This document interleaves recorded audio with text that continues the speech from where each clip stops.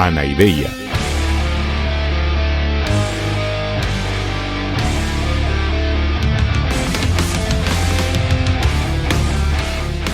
Podcast cínico de divulgación filosófica.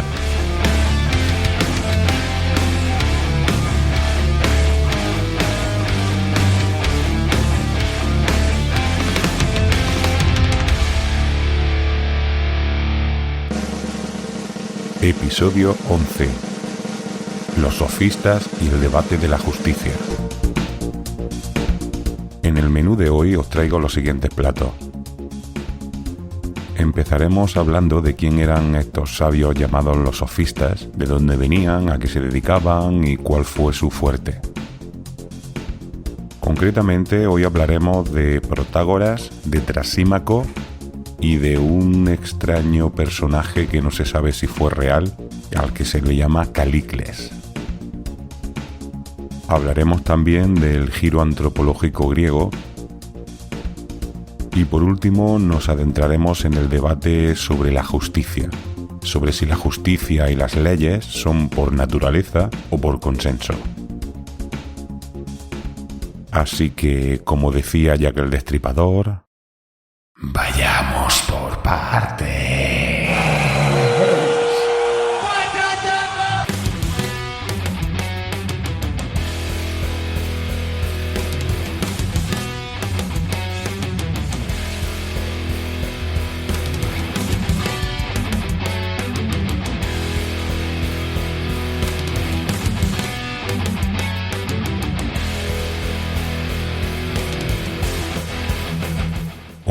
Hola, mis queridos drugos.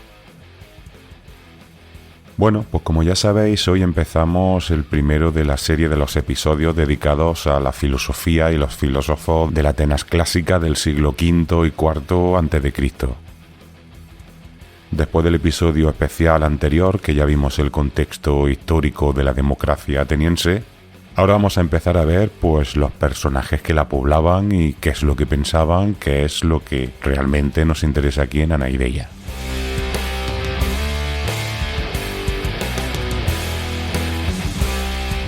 De los primeros pensadores que vamos a ocuparnos son de este grupo de personajes llamados los sofistas, así en conjunto, aunque ya he anunciado de quiénes hablaremos específicamente hoy.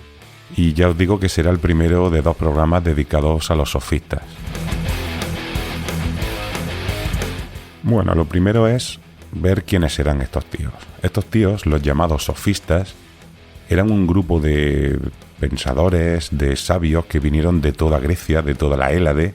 Ya visteis el programa anterior, pues vinieron al amor de la pasta. Es decir, ya vimos que en esta época en Atenas, pues había pasta por un tubo, por las razones que ya vimos, del imperialismo, de todo lo que estuvimos tratando en el episodio especial.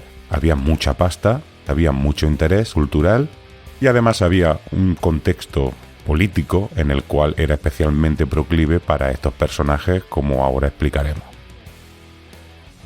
El origen de la palabra sofista es el mismo del de la palabra filosofía. Recordad que sofos y sofía se traducen como sabio y sabiduría. La palabra sofistés, que es lo que traducimos como sofista, pues sería el experto que sabe mucho de un oficio en concreto. Es decir, se aplicaba no para un sabio así en general, que es para lo que se utilizaba filósofo, sino para un sabio, un experto en un tema concreto. Podemos considerar a los sofistas como, al menos que se conozca en Grecia, los primeros profesionales de la enseñanza. Es decir, que son mis antecesores, son los primeros profesores con sueldo que conozcamos. Y además con mucho sueldo, ¿eh? Esta gente se ganaba muy bien la vida. Para que os hagáis una idea, pensar que un obrero en aquella época, en Atenas, venía a cobrar aproximadamente 1 dracma al día. Pues bueno, tenemos el dato concreto de que un sofista llamado Pródico, que cobraba 4 dracmas por conferencia, por charla, vamos. Es decir, que cobraba 4 veces más que un obrero de base en un día entero, solo por dar una charla. Es decir, que podemos deducir que se ganaba muy bien la vida y que eran un tipo de profesores reservados, al menos los más conocidos, para las clases altas, las clases pudientes.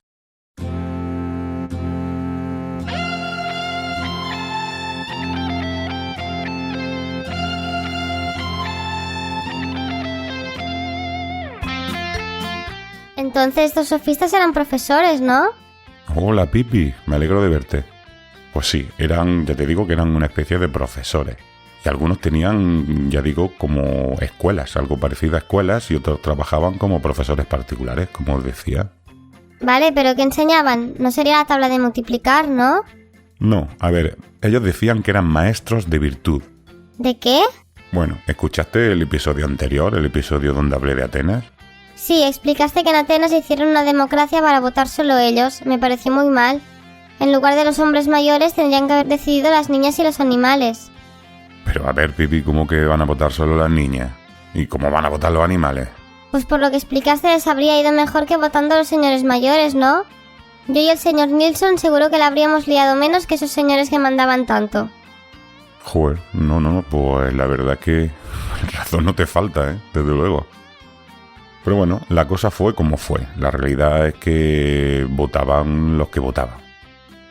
Y recuerda también que expliqué que en esa democracia los ciudadanos no solo tenían derecho a votar, sino que también tenían derecho a participar como magistrados y también podían hacer propuestas ante la asamblea para que lo votaran los demás y todas estas cosas.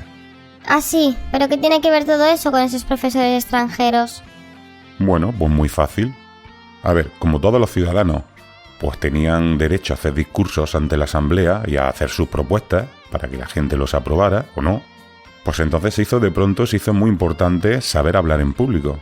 Porque claro, si el que consigue convencer a la gente es el que hace que se aprueben lo que ha propuesto, pues entonces resulta que ahora en este sistema el que manda pues es prácticamente el que más sabe convencer a la gente. Es decir, que ahora el poder se conseguía pues convenciendo a la mayoría de que lo que tú proponías era mejor que lo que proponían los demás. Ah, claro. Entonces estos sofistas enseñaban a hacer discursos. Pues sí, exactamente. La retórica, que es el arte de hablar en público, era una de las cosas más importantes que enseñaban estos sofistas. Pero bueno, no solo enseñaban retórica, también, por ejemplo, enseñaban a debatir, enseñaban debate. Porque en el ágora, en las asambleas, no solo se hacían discursos uno detrás de otro, sino que los diferentes ponentes de propuestas distintas debatían entre ellos. Entonces también era muy importante saber discutir, saber dialogar y saber convencer de que tu propuesta es mejor que la del otro. Y además no solo eso, además los sofistas enseñaban a sus alumnos todo lo que era valorado por los atenienses, es decir, le enseñaban cualquier cosa que fuera bien vista. No entiendo, ¿qué quiere decir eso? A ver, por ejemplo, en la Atenas de aquel tiempo pues se valoraba mucho a las personas cultas, así en general.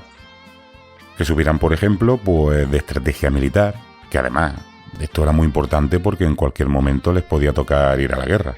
O que supieran de arte, de poesía, o de teatro, en fin, de todo lo que era popular. A ver, entiendo que si había batallas tuvieran que saber de cosas militares, pero ¿qué tiene que ver saber de teatro con ser un buen político?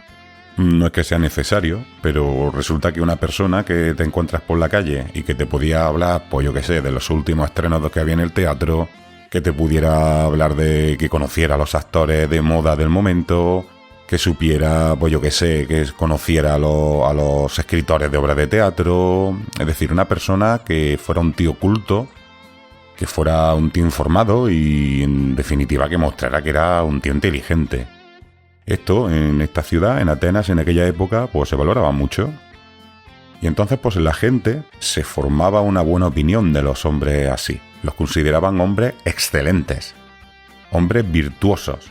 Y claro, cuando la gente veía a uno de estos hombres tan virtuosos haciendo un discurso en la asamblea, o bueno, debatiendo sobre su propuesta con otro, pues estos ya tenían muchos puntos a favor, porque eran unas personas que eran ya admiradas por la gente. Es decir, que ya la gente estaba predispuesta a votar en favor suyo porque los consideraban gente virtuosa, gente excelente, tíos sabios, tíos cultos.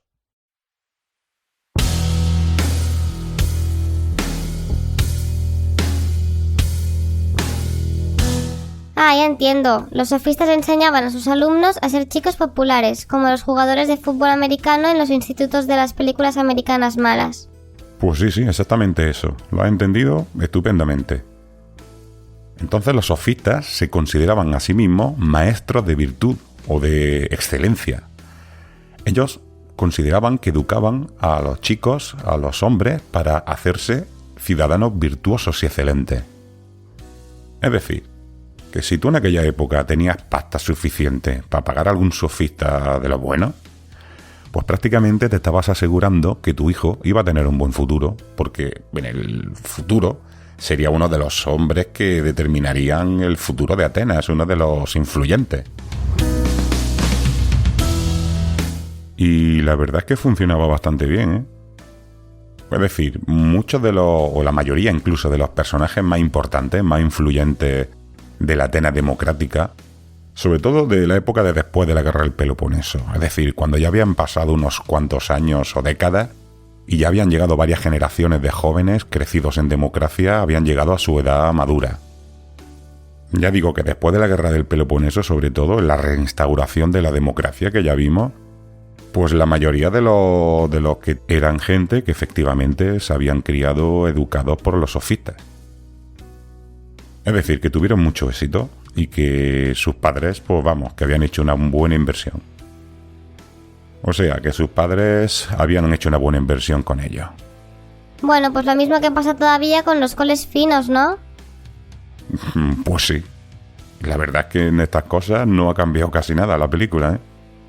Bueno, pues ya me voy ya. No quiero seguir hablando de coles ni de sofistas de esos. Vale, Pipi. Venga, que vaya bien. Hasta luego, Mari Carmen. Hasta pronto.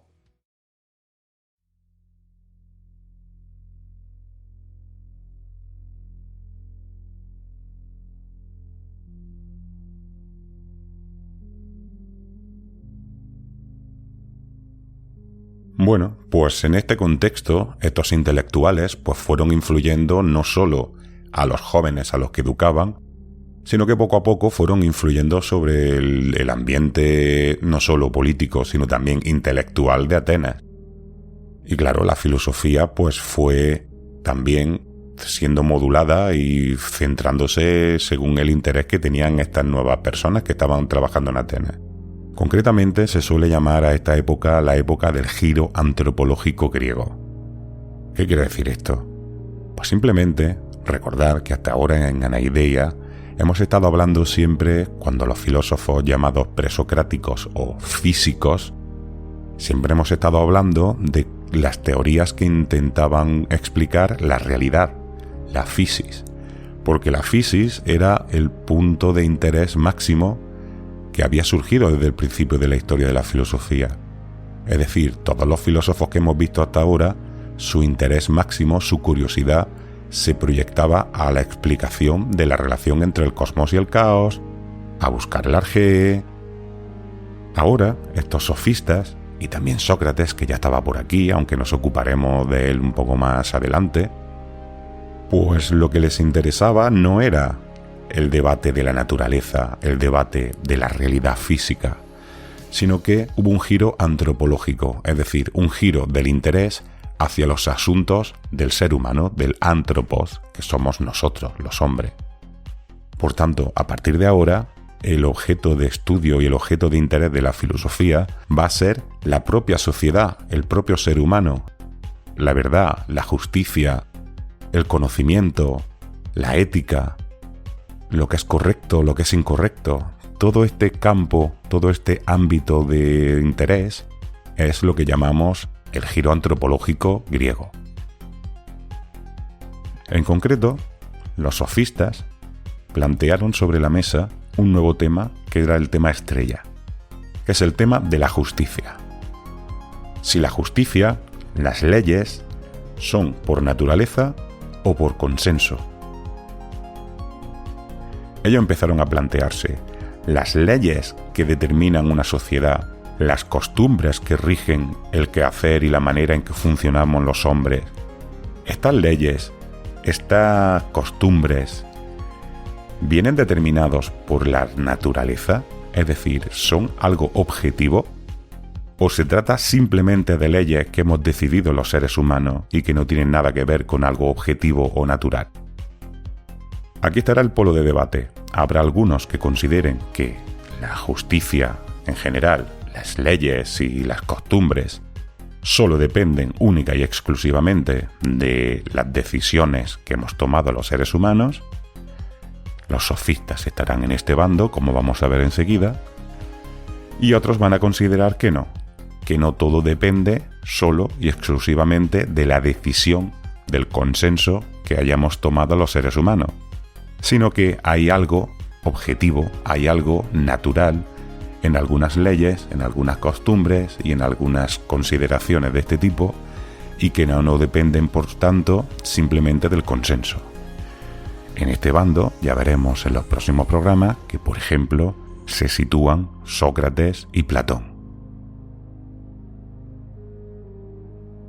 Pero bueno, hoy ya sabéis que nos estamos ocupando de los sofistas y vamos a estudiar qué es lo que decían los sofistas sobre este debate. Los sofistas, como ya he enunciado antes, lo tienen muy claro. Ellos consideran que absolutamente todo lo relativo al ser humano es siempre por consenso, por decisión arbitraria, por decisión de los seres humanos. Es decir, que no hay nada en la cultura, en las leyes, en la justicia, que sea natural u objetivo, sino que todo depende de lo que ellos llamaban los nomoi. Todo es por nomos. Nomos significa esto, costumbre o consenso. Seguramente en esta opinión influyó también el hecho de que estos tíos eran extranjeros que estaban muy viajados por Grecia. Claro, ya lo hablé en el episodio 2, cuando hablábamos de cómo se forjó la filosofía, de cómo nació la filosofía. Ya os dije que para coger una perspectiva es importante haber conocido diferentes culturas. A ver, os voy a poner un ejemplo muy familiar mío, pero que lo vais a entender muy bien, porque es muy gráfico. La primera vez que mi hijo mayor se fue a dormir a casa de un amigo, cuando vino, le pregunté, ¿qué tal te ha ido, no? ¿Qué tal has estado en casa de tu amigo? Y me dijo, en casa de mi amigo tal, todo lo hacen mal. Y yo me quedé alucinando, digo, ¿cómo que lo hacen todo mal? Dice, sí, lo hacen todo mal. No comen todos juntos, ponen la tele cuando están comiendo, luego viene el padre más tarde y come solo, lo hacen todo mal. ¿Por qué decía el niño que lo hacían todo mal? Pues porque no lo hacían como él estaba acostumbrado que se hiciera en su casa, que es la mía. Es decir, en mi casa tenemos unas ciertas normas, unas ciertas costumbres, unas ciertas, entre comillas, leyes, que son las que rigen en mi casa y son en las que él ha crecido, en las que él ha mamado desde siempre. En el momento que se fue a casa de un amiguito y vio que allí había otras leyes, otras costumbres, otras normas, pues le pareció que estaban haciéndolo mal, porque no estaban siguiendo las que él estaba acostumbrado. Es decir, esto es lo que pasa normalmente. Cuando tú has viajado y tú has visto diferentes culturas, cuando un niño ha estado en casa de diferentes amigos, llega un momento que se da cuenta de que no es que lo estén haciendo mal en casa de su amigo, sino que en casa de su amigo rigen otras normas diferentes que la suya, y que quizá puede ser igual de buenas, igual de eficientes, y funciona la casa igual de bien o mejor o peor que la suya. Pero no lo están haciendo mal, porque no hay nada objetivo ni nada natural en que se haga de una manera o de otra. En definitiva, las normas que rigen el quehacer de una casa, a la hora que se cena, cuándo se cena y cómo se cena, por ejemplo, son por consenso, son por acuerdo, no son por nada natural. Pues esto mismo se podría aplicar al debate que estaban teniendo en Atenas. Los sofistas consideraban que esto mismo que ocurre en una casa o en otra, ocurre en una ciudad o en otra. Todas las normas son siempre, simplemente, por consenso, por acuerdo y por costumbre, en definitiva.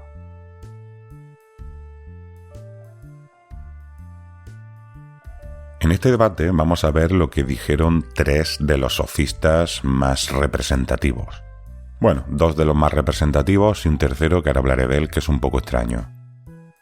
Porque claro, hasta ahora estamos hablando de los sofistas como si fueran un conjunto homogéneo, y no es así. Cada sofista tenía su propia personalidad, su propia manera de pensar concreta, aunque todos compartían pues unos rasgos comunes que son los que os he explicado. El primero, y seguramente el sofista más importante y más conocido, es Protágoras. Protágoras considera que la justicia y las leyes son la superación del estado natural del ser humano. Es decir, él entiende que la cultura no es parte de nuestro equipamiento de serie, podríamos decir. Que nosotros, nuestra especie, no tenemos la cultura de manera innata, sino que es una manera que tenemos de superar las dificultades con las que nos encontramos en la vida, en la naturaleza o en el contexto que sea. De manera que las leyes, los acuerdos sirven para superar este estado de naturaleza, para no vivir como los animales. Los animales viven según sus propios instintos, como ya vimos en el primer episodio de Ana y Bella, y nosotros, en cambio, pues utilizamos las leyes, las costumbres, la cultura en general, es la manera que tenemos de superar la animalidad, superar el estado de naturaleza. Para Protágoras, él tiene una concepción bastante benigna de las leyes y de las costumbres y piensa que las leyes y las costumbres son provechosas para todos porque nos permiten convivir en civilización y en armonía entre todos los ciudadanos. En cambio, hay otros sofistas que tienen una consideración un poco diferente. Por ejemplo, es muy conocida la posición del sofista Trasímaco. En realidad hay que tener un poco cuidado porque la principal fuente que tenemos para conocer el pensamiento de Trasímaco, que fue un sofista real, es la República de Platón. Es decir, Platón en su diálogo La República recoge las opiniones de Trasímaco porque este Trasímaco es uno de los interlocutores de Sócrates en este diálogo, que de esto hablaremos más adelante mucho más despacio. Entonces, ya digo la advertencia de que no sabemos si realmente Trasímaco pensaba tal cual lo que está explicando Platón, pero bueno, parece que más o menos es así porque de hecho lo que está recogiendo Platón es una opinión que parece que era bastante común en muchos sofistas. Lo que dice Trasímaco es que, en realidad, las leyes no surgen como consenso entre todos, que es lo que decía Protágoras, sino que las leyes surgen como imposición de los poderosos a los más débiles para maximizar su beneficio. Que los poderosos han creado un sistema de leyes y de costumbres en general, e incluso se podría considerar que la cultura en general está determinada por los intereses de los ricos, de los poderosos, para beneficiarse su propia posición. Y en cambio, la gente común, la gente sin poder, pues se somete a estas leyes y a estas costumbres simplemente por miedo. Por esto, dice Trasímaco en La República, al hombre común lo que más le conviene es ser injusto, porque esa justicia está pensada para beneficiar a otros. Por tanto, siempre que sea la ocasión y siempre que no te pillen, digamos, lo más beneficioso para una persona es no ser justo, no cumplir con las leyes, no cumplir con las costumbres. A no ser que sea rico y poderoso, claro, porque entonces te viene de puta madre que se cumpla. Y la tercera posición que quiero explicaros es la de un tal Calícles. A ver, lo primero es que este Calícles no se sabe si existió. Trasímaco tenemos la información sobre todo de boca o de mano de Platón, y con Calícles pasa igual, pero a diferencia de Calícles, Trasímaco sí que sabemos que fue real, pero Calícles no. No se sabe exactamente si es un personaje inventado por Platón para mostrar una postura típica de muchos sofistas, o quizá incluso parece que pudiera ser el seudónimo, el nombre bajo el cual Platón oculta a un personaje real que fue muy polémico en su día, que es Alcibíades. Alcibíades fue un tío súper polémico porque fue una personalidad arrolladora, una personalidad súper influyente, un político y un militar muy importante de su época, que por cierto fue amante de Sócrates y amigo de Platón, pero que traicionó varias veces a la ciudad, se fue con los espartanos durante las tensiones con ellos, después se fue a ayudar a los persas, después volvió, es decir, tuvo una vida un poco polémica. Y posiblemente en el momento que Platón escribió La República quizá no tenía muy buena prensa, entonces para ahorrarse problemas quizá Platón lo ocultara bajo este seudónimo.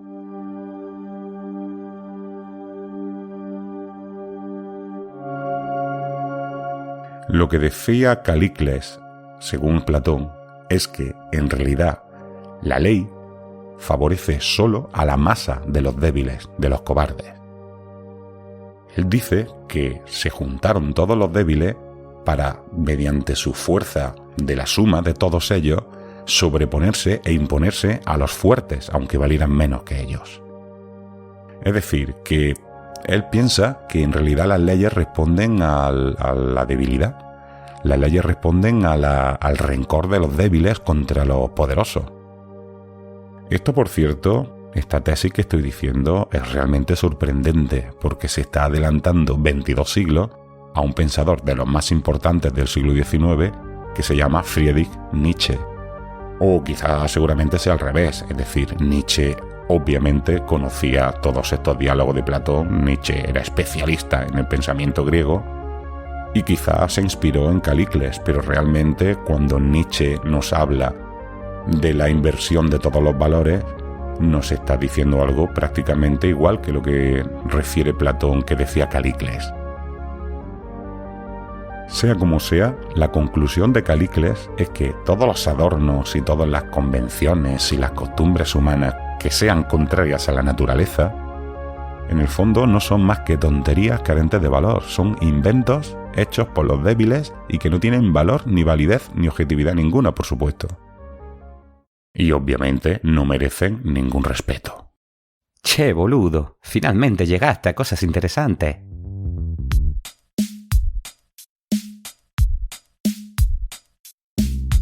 Hombre, Diógenes, estos temas ya te interesan más que los de los presocráticos, ¿no? Obvio, ya estaba bueno de tanta boludez, de arqués y de cosmos y elementos. Finalmente hablas de cosas importantes. Bueno, ¿y qué te parece lo que dicen los sofistas estos? Viste, la conclusión de Calicles es re buena. Es cierto que las convenciones son chantadas en importancia, pero no tenía razón en que solo les interesan a los débiles. Ah, ¿no? ¿Estás más de acuerdo entonces con Trasímaco, que decía que a quien le interesa son a los poderosos? Tampoco, gallego. Las costumbres, las leyes y las convenciones son una chantada. No interesan a nadie. Son solo boludeces que hacen que todo el mundo se convierta en pelotudo. Pero a ver, Diógenes, necesitáramos una cultura que nos permita superar el estado de naturaleza, ¿no? Es decir, de una manera o de otra necesitaremos una serie de convenciones que permitan la sociedad civilizada. Más o menos, mínimo como decía Protágoras, digo yo, ¿no? Es decir, si no tuviéramos cultura y leyes, pues estaríamos viviendo pues como los animales. Pero eso sería la buena vida, pelotudo. Los animales viven en la pureza de lo natural. Lo natural es la manera limpia de vivir. De todos los sofistas tenés que escoger a Protágoras, que es el más atorrante. Pero a ver, Diógenes, nosotros no somos animales. No podemos vivir como los animales, somos seres racionales. ¿O también piensas que no tenemos razón? Pero qué decís, boludo. Yo siempre digo que si querés estar preparado para vivir, necesitas o la razón para organizar tu vida o la soga para quitártela. Bueno, pues eso es lo que dice Protágoras, ¿no? Lo que nos está diciendo es que la razón nos sirve para generar consenso, para generar normas de convivencia, y que justamente los animales no tienen razón, y que como nosotros somos seres racionales, pues hemos inventado una serie de normas y unas costumbres pues para poder convivir. No, boludo. La razón sirve para buscar la verdad, no para inventarnos mentiras. Y eso son las normas, las leyes y la cultura. Son mentiras. Precisamente la razón es lo que tiene que servirnos para darnos cuenta de todo el postureo social y sacarnos de él. La razón nos lleva a vivir en la pureza de los animales. ¿Y por esto es por lo que tú elegiste vivir como un perro? Obvio. Yo vivo como un perro y también vivo con perros. Los perros son los mejores amigos. Nunca te obligan a hacer nada para aceptarte. Y por eso yo mismo soy como un perro. A ver, yo creo que ya te voy entendiendo. Y creo que en realidad tu planteamiento no es tan diferente de los sofistas, ¿no? Ellos le dan un cierto valor a las convenciones y a las leyes y a las normas y tú no le das ningún valor. Pero en el fondo no estáis tan en desacuerdo, ¿no? Bueno, pensá que Antístenes, mi maestro, fue discípulo de Gorgias. Pero Antístenes, tu maestro, ¿no era discípulo de Sócrates? Sí, también, pero antes lo había sido de Gorgias. Bueno, justamente de Gorgias hoy no hemos hablado. Lo vamos a dejar para el próximo episodio porque es otro de los sofistas más importantes y nos vamos a ocupar de él también, por supuesto. Así que, Diógenes, no te lo pierdas, que yo creo que te gustará, ¿no? Sobre todo si fue maestro de tu maestro. Vale, ya veremos qué tal. Sayonara, baby. Adeu-siau, Diógenes. Bueno, pues ahora sí que acabamos ya este primer episodio de los sofistas y recordad que el próximo episodio también irá dedicado a estos mismos pensadores, aunque hablaremos de otros aspectos que hoy no nos han ocupado y empezaremos ya también a plantear el debate con Sócrates y más adelante con Platón. Os recuerdo que os suscribáis al podcast si es que no estáis suscritos ya sabéis que es gratis, no cuesta nada, simplemente en Spotify o en iVoox o en la plataforma que utilicéis le dais a suscribiros y cuando suba un episodio nuevo, cuando haya alguna novedad os avisará automáticamente. Y ya digo que no cuesta €1, o sea que esto es gratis total. También me gustaría que me siguierais en las redes sociales, ya sabéis que tanto en Twitter como en Instagram tengo el usuario @anaideiafm y también tengo una web que es anaideia.es donde aparte de que voy subiendo los audios de cada episodio, voy poniendo información extra, voy poniendo enlaces a vídeos, en algunos textos y aparte también ahí tenéis todos los enlaces a las redes sociales, a todos los episodios y muchas cositas.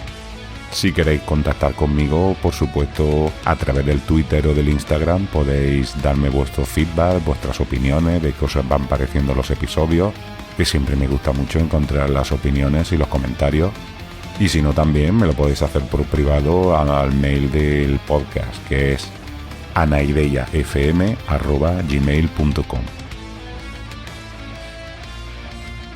Bueno, pues ahora sí que ya estamos acabando del todo. Así que con esto y un bizcocho, hasta el martes a las 8.